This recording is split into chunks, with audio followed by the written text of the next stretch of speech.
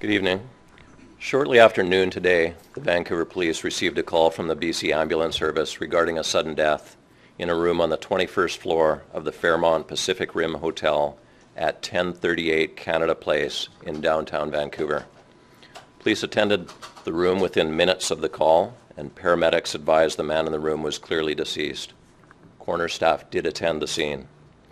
The deceased has been identified as 31-year-old actor Cory Monteith, who achieved great fame on the popular TV series Glee. Before I give further information, on the behalf of the Vancouver Police, I want to pass on our condolences to the family, friends, castmates, and millions of fans of Mr. Monteith.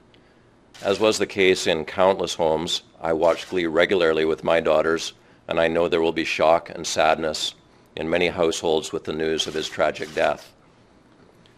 Mr. Monteith checked into the hotel on July 6th and was due to check out of the room today. There were others with Mr. Monteith in his room earlier last night, but video and fob key entries show him returning to his room by himself in the early morning hours, and we believe he was alone when he died. When he missed his checkout time, staff went to the room at noon and found his body. We know there will be considerable interest in this case, and we had detectives assigned to the case who attended with our forensic identification unit to examine the scene to ensure to the extent possible that there are no unanswered questions. Hotel video has been secured, as well as room access records. Our investigators have spoken with hotel staff, who are providing the utmost in cooperation. The coroner will be determining next steps with respect to establishing cause of death, but all indications are that there was no foul play.